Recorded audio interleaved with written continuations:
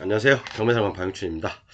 오늘 어느 분께서 이제 질문을 저희 이제 교재 구매하신 분께서 질문을 했던 것들에 대해서 아주 중요해서 제가 방송을 해드릴게요, 여러분. 그분이 참 공부를 5년 공부하셨다고 하더라고요. 이제 낙찰도 한 서너 개 받으셨는데 돈을 좀 많이 버셨더라고요. 근데 그분이 좀 저한테 질문을 해주셨어요. 같이 한번 보도록 하겠습니다. 그래서 타이틀을 이런 거 실수하면 안 됩니다 해서 여러분들 다 알고 계시는 허그 대항력 포기 물건 있죠. 그리고 대항력은 포기하지 않으면서 허그가 배당 요구를 한 게 있어요. 그죠? 이 두 개는 구분할 줄 아시죠, 여러분? 자, 이거에 대해서 얘기할 거고, 또 하나 질문은 뭐였냐면, 1차 경매, 2차 경매 시에, 그러니까 2차 경매죠, 그죠? 대항력 있는 임차인에 대해서 질문하신 건데, 자, 1차 경매 때 배당을 못 받았어요. 그런데 배당을 못 받은 이유가 어떤 법원의 실수, 집행관의 실수로 인해서 배당을 당연히 받았어야 됨에도 불구하고 배당을 한 푼도 못 받은 거예요. 그럼 2차 경매 때 이 사람이 낙찰자한테 대항력이 있냐 없냐 그런 걸 질문을 하셨어요. 그래서 이제 이 두 가지를 가지고 오늘 간단하게 말씀드릴 겁니다. 오늘 이 강의를 보시면 수천을 벌 수도 있고요. 수천을 날릴 수도 있습니다, 여러분. 억도 날릴 수 있고 그러니까 오늘 꼭 시청하시고요. 말씀드렸듯이 교재 판매는 3월달부터 다시 188만원으로 인상됐습니다. 그리고 내용은 이렇게 있으니까 여러분들 필요하시면 캡처하셨다가 꼭 참고하시기 바랍니다. 자, 그럼 바로 들어가서 오늘 제가 좀 컨디션이 별로 안 좋아요. 그래서 바로 진행하겠습니다. 근데 요것은 꼭 해드려야 될 것 같더라고. 제가 임대차 아니면 민법에 대해서 뭐 다들 뭐 민법만 공부하니까 제가 제기를 잘 안 하거든요. 근데 요 근래 제가 이제 민법에 대해서 조금 몇 가지 얘기를 하죠. 특히 임차인, 그 다음에 나머지 권리 분석에 대해서 한 30일강 정도 얘기를 했습니다. 가장 중심이고 핵심적인 얘기를 했는데 반드시 시청하십시오, 여러분. 자, 그래서 808강 오늘 제목은 허그 대항력 포기 물건데 허그가 배당 요구의 물건을 배당 요구를 했는데 비교를 해드리겠습니다. 이 두 가지를. 그죠? 그리고 또 하나는 1차 경매, 2차 경매의 대항력인 임차인의 고찰에 대해서 말씀을 드려볼 거예요. 자, 여러분들 허그와 관련된 임차인 분석을 할 때요. 딱 두 가지로 나눌 수가 있어요. 그죠? 허그가 대항력을 포기한 물건이냐. 그러면 매각 물건 명세에서 나와 있죠. 본 물건은 허그에서 우선 변제권만 주장하고 대항력은 포기한다. 이제 그런 내용이 나와 있으면 상관없어요. 그런데 그런 내용이 나와 있지 않아요. 허그가 선순위 임차인임에도 불구하고 임대차 채권을 양수한 채권자임에도 불구하고 그런 내용이 안 나와 있어. 근데 이것도 두 가지로 나눌 수가 있습니다. 허그는 배당 요구를 했는데 임차인은 배당 요구를 하지 않은 물건이 있어요. 그러니까 허그가 임대차 채권을 양수했기 때문에 허그가 배당 요구를 했겠죠. 그럼 이게 과연 합법이냐 불법이냐 아니 불법이 아니죠. 이게 과연 유효한 거냐 무효냐 이제 그걸 가지고 다투는 거죠. 대부분 판례가 있습니다. 그죠? 그 다음에 두 번째는 허그는 배당 요구를 했는데 임차인은 배당 요구를 하지 않고 임대차 기간이 남아있는 사건이 있어요. 이런 사건들에 대해서 우리가 한번 심도 있게 생각해 볼 필요가 있다는 얘기죠. 그래서 이런 물건 잘못 받으면 여러분들 그냥 임차보증금 떠안고 배보다 배꼽이 더 커요. 시세는 3억인데 5억 주고 또는 6억 주고 낙찰받는 꼴이 된다니까요. 그래서 이런 걸 정말 조심하셔야 돼요. 그죠? 그래서 임차인은 배당을 요구하지 않은 경우, 그죠? 임차 보증금이 배당되지 않고 낙찰자가 전액 인수를 해야 되고요. 그죠? 이것도 역시 마찬가지로 임대차 기간이 남아있지만 남아있는 사건에 있어서 허그가 배당 요구를 했어. 임차인의 의사와 무관하게 배당 요구를 했어요. 그러면 이런 경우도 임차 보증금을 전액 낙찰자가 인수를 해야 됩니다. 왜 그런지 지금부터 하나씩 볼게요. 그리고 이제 1차 경매, 2차 경매 요것도 이제 한번 옛날에는 제가 그런 얘기를 많이 해드렸죠. 1차 경매 때 못 받은 사람은 2차 경매 때 우선 변제권을 놓고 대항력만 있다. 그죠? 그런데 예를 들어서 여러분 생각을 달리해서 1차 경매에서 정상적으로 배당이 이루어지고 못 받은 돈이 있다면 당연히 2차 경매에서 낙찰자가 인수를 해야 됩니다. 그죠? 그런데 1차 경매에서 정상적으로 배당이 이루어졌어야 함에도 불구하고 제대로 배당을 안 해줬어요. 배당받아 마땅한 사람이 어떤 사유로, 어떤 실수로 배당을 못 받았어요. 그런데 2차 경매에서 낙찰자에게 대항할 수 있냐? 이런 문제를 가지고 대법원은 명쾌하게 판단을 내리고 있습니다. 그죠? 그래서 허그가 우리가 이제 정리를 다시 한번 해볼게요. 다 아시는 내용이지만 혹시 초보자가 있을까봐 제가 원래 초보 강의 잘 안 하는데 초보자가 있을까봐 제가 다시 한번 말씀드리겠습니다. 허그가 대항력을 포기한 물건이라는 건 어떤 겁니까, 여러분? 허그가 대항력을 포기한 물건이라는 것은 전세계약 종료 시에 임대인이 임차인에게 반환해야 되는 전세 보증금의 반환을 책임지는 보증 상품이잖아요. 그죠? 원칙적으로 임대인은 온전히 자신의 돈으로 임차인에게 전세금을 돌려줘야 하지만, 그죠? 파산, 압류, 기타 어떤 사유로 해가지고 임차인에게 전세금을 돌려주지 못하는 경우 보증금에 대해서 보증을 해준 허그가 대신 임차인에게 보증금을 돌려주고, 임차인의 보증금을 돌려주잖아요. 그죠? 그 다음에 임대인에게 보증금의 변제를 요청하는 거죠. 근데 이제 임대인이 어떤 그 파산 아까 그 채무 어떤 그런 등으로 해서 변제하지 못하는 경우에 허그는 보증금을 변제받기 위해서 해당 집을 경매로 넘기게 되는 거죠. 이게 바로 대항력을 포기하는 어떤 허그의 물건인 거죠. 그죠? 보증금을 변제받기 위해서 당연히 허그는, 그죠? 선순위 임차이니까 집을 경매로 넘기게 되는 거죠. 그죠? 이런 사건들이 굉장히 많습니다. 그래서 뭐 이런 건 기본이니까 제가 이런 거 가져. 매각물건 명세서에 이렇게 써 있습니다. 그죠? 주택보증공사에서 어쩌고저쩌고 대하여 매수인에게 대하여 반환 청구를 포기하고 선순위 임차권 등기 말소에 동의한다는 서면이 제출됨. 이러면 허그가 대항력 포기물건이잖아. 그래서 우리는 부족한 금액이 얼마든 선순위 임차인이라고 한다면 우리가 책임질 수가 없죠. 책임질 필요가 없죠. 이렇게만 된다면 아주 쿨하게 끝납니다. 깨끗하게. 자, 그래서 두 번째 사례 볼게요. 자, 이런 경우는 뭐냐면 허그가 대항력 포기물건이에요. 그죠? 보증금을 돌려준 상태에서 허그가 우선 변제권 행사 및 미반환 보증금에 대해서 대항력을 포기하는 거죠. 자, 근데 이런 경우는 뭐냐면 주택보증공사에서 강제 경매를 했어요. 그죠? 주택보증공사가 강제 경매를 했어요. 허그 또 선순위 임차인의 배당 요구가 없는 사건이에요. 그죠? 허그는 배당 요구를 했지만 선순위 임차인이 배당 요구를 안 한 거예요. 물론 여기는 권땡땡님의 배당 요구로 되어 있지만 이것은 기재상 허그가 채권을 양수받은 사람이 곳이기 때문에 당연히 배당 요구 한 걸로 이렇게 기재가 됩니다. 그렇죠? 배당 요구 한 걸로 기재가 돼요. 그렇지만 실질적으로 임차인은 배당 요구를 안 했습니다. 그죠? 자, 보시면 주택보증공사 권땡땡, 그죠? 주택보증공사가 나와 있죠. 그 다음에 주택임차권 권땡땡님 승계인, 주택보증공사가 권땡땡님의 승계인이라는 얘기예요. 그죠? 배당 요구 일자는 경매신청 일임 이렇게 나와 있죠. 그러니까 임차인이 배당 요구를 한 거예요? 아니면 허그가 배당 요구를 한 거예요? 허그가 배당 요구를 한 거예요. 그죠? 허그가 배당 요구를 한 거라고. 근데 임차인은 배당 요구를 안 한 거죠. 자, 이런 경우는 완전 사건이 달라져요.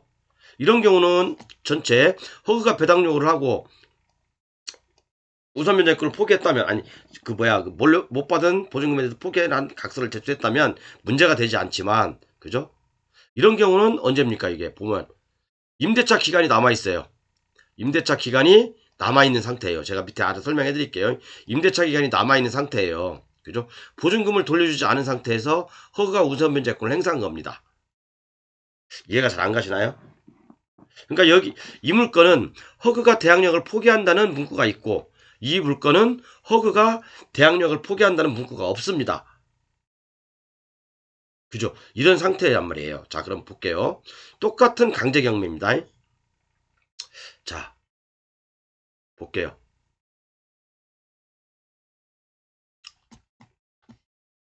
요 상태거든요. 자, 허그는 배당 요구를 했는데 임차인은 배당 요구를 하지 않은 물건이에요. 그죠? 왜 그러냐면 허그에서 당연히 임차보증금 채권을 양수받았기 때문에 임차인을 대위해서 배당 요구를 한 거죠. 그런데 배당 요구를 했긴 했는데 임대차 기간이 경매가 예를 들어서요. 경매가 1월 1일 날 들어갔어. 그죠? 배당 요구도 1월 1일 날 했어. 그런데 임대차 기간은 만기는 한 10월 1일이야. 10월 1일이야. 아니, 임대차 기간이 남아 있죠. 경매 기간보다. 그러면 이 허그가 임차인을 대위해서 배당 요구도 했고, 그죠? 우선 변제권도 행사했다면 이 배당 요구는 적법한 배당 요구인가? 그거에 대해서 한번 얘기를 해보는 겁니다. 이런 경우 굉장히 조심해야 될 물건이에요. 잘못하면 여러분들 임차보증금 다 떠납니다. 아니, 잘못한 게 아니라 이런 경우는 100% 임차보증금을 떠나야 되는 상황이에요. 그래서 그 경매 청구자도 허그가 아니고, 이 물건은, 그죠? 경매 신청자도 허그가 아니에요. 강제경매, 정땡땡이라는 님이 강제경매를 냈죠. 그죠? 그리고 경매 신청자도 허그가 아니란 말이에요. 왜 경매 신청을 안 했을까요? 임대차 기간 만기가 안 됐으니까 당연히 못하는 거죠. 그죠? 임대차 기간이 만기가 안 됐는데 무슨 허그가 배당료 경매 신청을 합니까? 그죠? 이 상태에서 허그가 경매가 들어가니까 그 물건에 대해서 배당 요구를 한 거예요. 배당 요구를 한 거라고요. 그럼 이 배당 요구는 적법한 것이냐 아니냐라는 것이 대법원 판례에 정확히 나와 있습니다. 여러분, 이런 물건 큰일 납니다. 조심하세요. 임대차 기간이 남아있는지 안 남아있는지 그거 반드시 확인하시고 입찰하시기 바랍니다. 자, 볼게요. 여기 임차인 조땡땡님이라고 있죠. 그리고 배당요구 종구일 3월 2일 배당요구 종구일이 있으니까 뭐 적정하게 배당요구 한 거 맞죠? 그죠? 대항력 있죠? 자, 그럼 여기 볼게요. 제가 이것을 이 매각문건 명세서 있는 걸 확대해서 이쪽으로 옮겨봤어요. 자, 볼게요. 임차 보증금 채권 전부를 공사가 양수하여 주택도시보증공사에서 입찰 보증금 반환 채권에 대한 우선 변제권을 승계해서 행사할 수 있음이라고 나와 있죠. 그죠? 이게 나와 있습니다. 그리고 주택도시보증공사가 권리 승계 후 권리신고 및 배당 요구 신청서 제출함. 2022년 2월 9일. 그죠? 2022년 2월 9일. 그런데 아직 임대차 기간이 남아있다는 얘기죠. 임대차 기간이 한참 남아있습니다. 11월 23일까지 남아있어요. 그죠? 앞으로 10개월이나 남아있는 거죠. 임대차 기간이. 그죠? 임차인 조땡땡님의 임대차 계약서 4본 첨부함. 당연히 주택도시보증공사에서는 4본을 제출했겠죠. 그죠? 임대차 기간은 22년 11월 23일까지다. 그럼 22년 2월 달에 앞으로 한 10개월이나 더 남았는데, 10개월이나 더 남은 거죠? 10개월 더 남았는데, 그러면 이 임대차 보증금 반환 채권을 허그에서 인수받아서 임대차 기간이 남았음에도 불구하고 배당 요구를 했어요. 그러면 낙찰자는 당연히 허그에서 정상적으로 배당 요구는 이루어졌죠. 그죠? 그럼 낙찰자는 이 허그가 신청한 배당 요구가 적법한지 안 적법한지 따져봐야 될 거 아닙니까? 적법한지 아니면 무효인지 유효인지 따져봐야 될 거 아니에요. 만약에 이게 적법하지 않다. 그러면 당연히 배당을 받을 줄 알았는데 내가 이 3억 9천이라는 돈을 인수해야 되고, 만약에 배당을 받았다. 그러면 쿨하게 끝나는 거죠. 근데 만약에 그게 아니라는 얘기, 전자라는 얘기예요. 임대차 기간도 남아있고, 임대차 기간도 남아있죠. 10개월이나. 이 상태에서 임차인의 의사와 무관하게, 임차인은 또 살고 싶은데 허그가 배당 요구도 했고, 배당 요구를 한 사건이거든요. 그럼 임차인의 의사와 무관하게, 또는 임대차 기간이 남아있음에도 불구하고 허그의 우선 변제권 행사는 정당하냐 아니냐, 그걸 가지고 이제 판결하면 되는 겁니다. 아주 중요해요. 여러분, 볼게요. 빨리 끝나려고 했는데 벌써 13분이네. 자, 한번 볼게요. 우리가 그래서 주택임대차보호법 3조 2의 보증금 회수를 보면 이런 내용들이 나와 있어요. 다음 각 호의 금융기관 등이 제2항, 3항 뭐 어쩌고저쩌고 우선 변제권을 취득한 임차인의 임차보증금 반환 채권을 계약으로 양수한 경우에는 양수한 금액의 범위에서 우선 변제권을 승계한다. 그죠? 우선 변제권을 승계한다. 라고 돼 있죠. 그죠? 그렇게 돼 있잖아요. 다만, 그죠? 이 말은 뭐냐면, 보증기관이 임차권과 분리해서 보증금 반환 채권만 인수했다 하더라도 우선 변제권은 승계해서 행사할 수 있다. 이런 내용입니다. 이런 내용. 그죠? 이 내용이잖아. 우선 변제권 행사할 수 있다는 얘기잖아요. 그죠? 그런, 내용들이, 그런 금융기관들은 한국주택금융공사 또는 주택도시보증공사, 또 뭐 중소기업은행, 한국산업은행, 농협, 수협 뭐 이런 데가 있겠죠. 이런 데는 당연히 우선 변제권을 행사할 수 있다는 얘기잖아요. 그죠? 그런데 문제는 어디서 발생되냐? 문제는, 자, 같은 조 9항에 보면요. 같은 조 구항에 보면 어떤 내용이 나오면 아주 중요한 내용이 나와요, 여러분. 금융기관 등은 우선 변제권을 행사하기 위하여 임차인을 대리하거나 대유하여 임대차를 해지할 수 없다. 이 말이 뭘까요? 임차인이 어차피 허가 보증을 서고 채권을 양도받았다 하더라도, 그죠? 임차인을 대리하여 또는 대위해서, 대리나 대위해서, 그죠? 대리하거나 대위해서 임대차를 해지할 수 없다. 그 이 말은 바로 뭐냐면, 임대차 기간이 존속하는 동안은, 그죠? 허그 마음대로 임대차를 해지할 수 없다는 얘기예요. 내가 배당요구를 한다는 건 뭐죠? 배당요구를 한다는 것은 임대차를 해지하겠다는 얘기잖아요. 그죠? 물론 임차인이 배당요구를 하면 상관없어. 그죠? 임차인이 배당요구 하면 상관없어요. 그런데 임대차 보증금 반환 채권을 가지고 허그가 계약기간이 남아있음에도 불구하고 배당 요구를 했다. 이건 안 된다는 얘기예요. 그죠? 존속기간이 남아있는 상태에서 경매가 되었을 때 임차인의 의사와 반하여 금융기관은 우선변제권을 행사할 수 없다. 이 내용입니다. 이게. 그죠? 존속기간이 남아있는 상태에서 경매가 되었을 때 임차인의 의사와 반하여 금융기관은 우선변제권을 행사할 수 없다. 이 말입니다. 우선변제권이 뭐예요? 배당 요구잖아요. 그죠? 배당 요구로 해서 보증금을 반환받는 것을 제한시킬 목적으로 이 조문을 둔 거예요. 이 조문을. 2013년에. 그래서 이 조문이 굉장히 중요한 겁니다. 그러면 아까 같은 그런 사건에서, 그죠? 아까 같은 그런 사건에서 임대차 보증금 반환 채권을 갖다 허그가 양수했다 하더라도 계약 기간이 남아 있잖아요. 임차인을 대위해서 허그가 배당 요구를 하는 것은 무효예요, 유효예요? 그죠? 무효인가요, 유효인가요? 임대차 보호법은 대부분 다 강행 규정이잖아요. 그죠? 임차인에게 불리한 조항은 효력이 없어요. 그죠? 그죠? 예를 들어서 임차인이 아까 같은 경우, 자, 경매가 이때 넘어갔어. 2월달에 넘어갔어. 그죠? 그런데 만기는 22년 11월이야. 한참 남았죠? 한참. 그러면 이 임차인은, 여기에 있는 임차인은 두 가지 권리가 있죠. 내가 우선변제권을 행사해서, 선순위라면 우선변제권을 행사해서 배당받고 나가면 되고, 그죠? 만약에 못 받은 돈이라면 다음에 받으면 되고, 그죠? 또는 내가 배당해 주시지 마세요. 배당 요구를 안 하면 낙찰자가 내 임대차 보증금이라든가 남은 기간을 그대로 인수하는 거고, 그렇게 되는 거죠. 그죠? 우리는 그래서 임차인은 두 가지 권리가 있어요. 그런데 이런 것들을 악용할까봐 금융기관 등에 대해서는 이와 같은 선택권을 주지 않겠다라는 아까 구항의 취지입니다. 그게. 구항의 취지예요.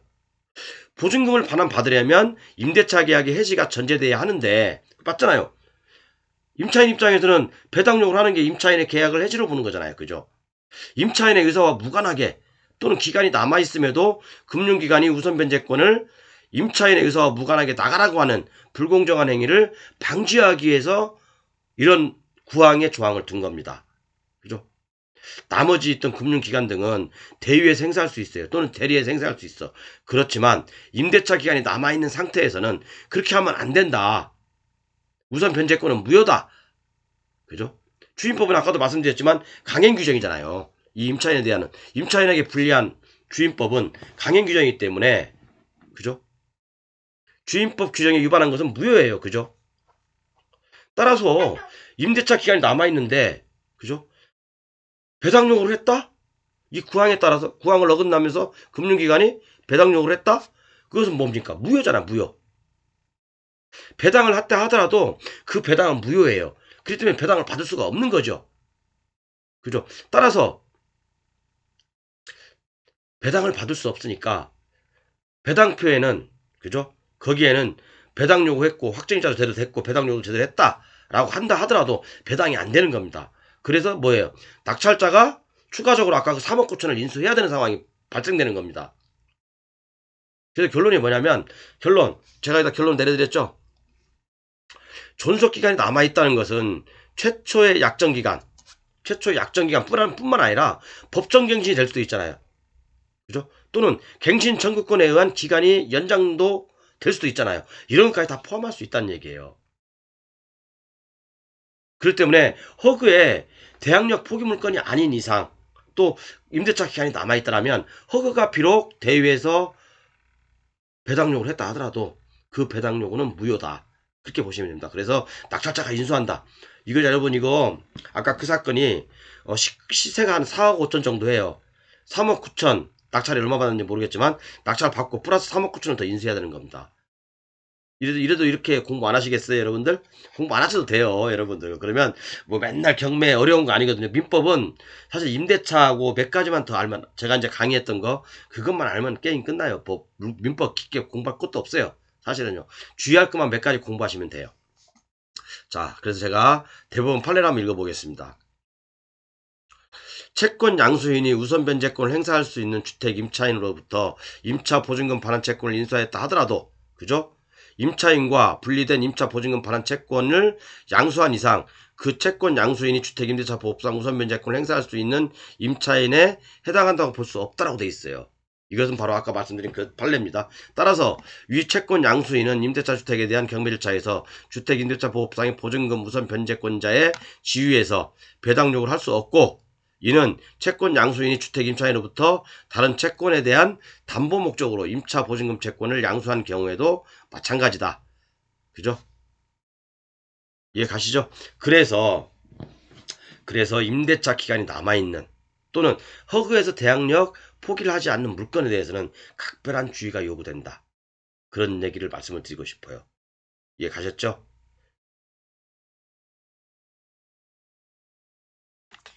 아까 뭐라고 했습니까?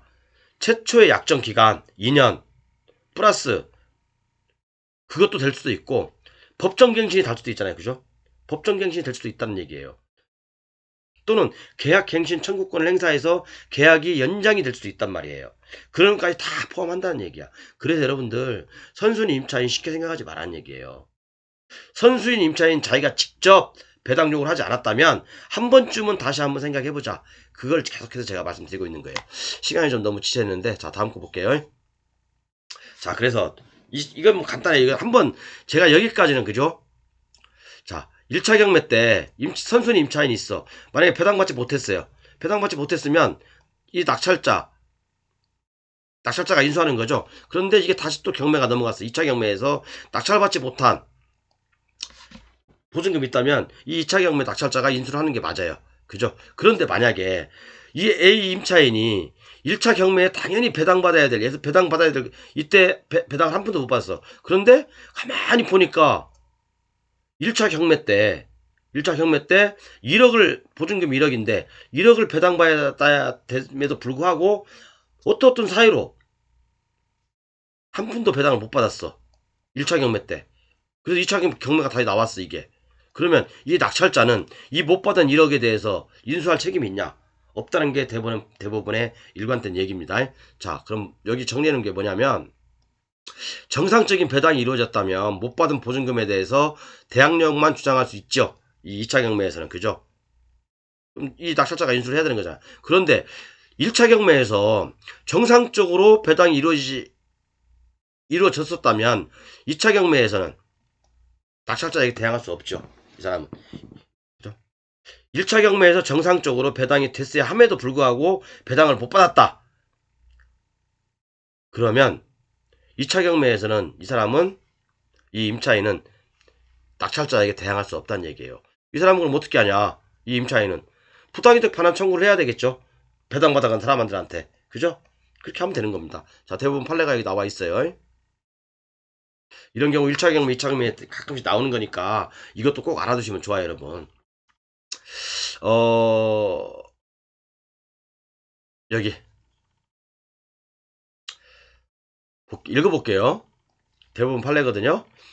임차인이 배당받을 수 있었던 금액이 현실로 배당받은 금액보다 많은 경우에는 임차인이 그 차액에 관하여는 과다 배당을 받은 후순위 배당 채권자를 상대로 부당이득 반환을 구하는 것은 변론으로 하고 경락인을 상대로 그 반환을 구할 수 없다고 할 것이다. 바로 이게 대부분 판례입니다. 근데 원심에서는 졌어요.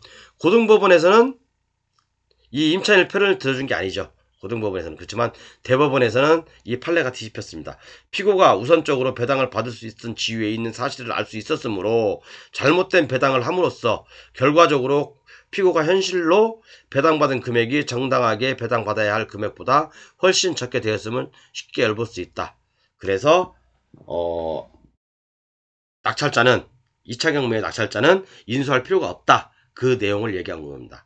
그렇기 때문에 굳이 우리가 만약 2차 경매 때 이제 이 물건을 낙찰을 받았어. 그죠? 2차 경매 때 낙찰을 받았어. 그럼 한 번쯤은 1차 경매 때 배당표를 뭐 그 이해 관계인을 통해서 얻는다든가 어떻게 얻을 수는 있잖아요. 그죠?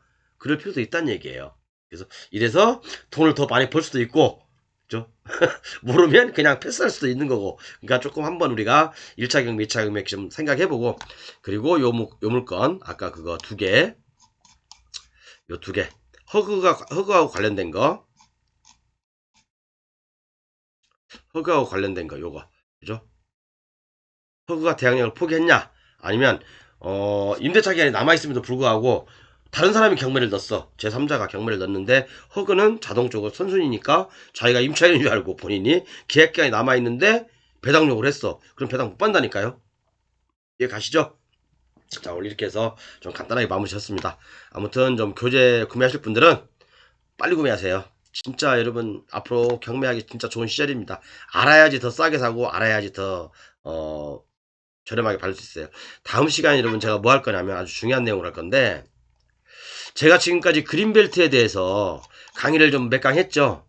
그린벨트에 대해서 강의를 좀 몇 강 했습니다. 그런데 그린벨트에서 용도 변경에 대한 질문들을 많이 하세요. 용도 변경. 그린벨트 내에서 용도 변경 할 수 있을까? 할 수 있어요. 그린벨트에 대한 용도 변경의 조문이 18조에 나와 있습니다. 시행령 18조에 나와 있어요. 그런데 제가 이런 그린벨트에 대해서는 나머지는 다 강의를 했지만 실질적으로 용도 변경이 굉장히 중요한 건데도 용도 변경을 강의를 안 했습니다. 그 용도 변경. 예를 들어서 창고를 공장으로 개조할 수 있냐? 아니면 공장을 자원순환로 할 수 있냐? 어떤 그런 것들. 주택을 근린시설로 용도 변경할 수 있냐? 그런 것들에 대해서 18조 또 판례, 지리외신 그런 걸 가지고 한 두 강 정도를 겹쳐서 할 겁니다. 물론 그린벨트에 정리된 거 이렇게 다 나와 있어요. 자, 나와 있는데 이건 제가 옛날에 다 강의했던 내용을 이렇게 옮겨 놓은 거고 실질적으로 다음 시간에는 이거 여기부터 할 겁니다. 개발지원구에서 용도 변경 요걸 할 거예요. 굉장히 중요한 내용입니다, 여러분. 굉장히 중요한 내용이니까 우리가 알면 그만큼 보이는 거고 모르면 안 보이는 거잖아요. 그래서 다음 시간에 요거 할 거니까 꼭 다음 시간부터 한 2강 정도로 기대해 주셔도 좋습니다. 과연 되는지 안 되는지 법률을 하나씩 하나씩 따져가면서 얘기를 해볼 거예요. 아셨죠? 감사합니다. 다음에 뭐냐? 808강? 809강인가? 네, 끝났습니다.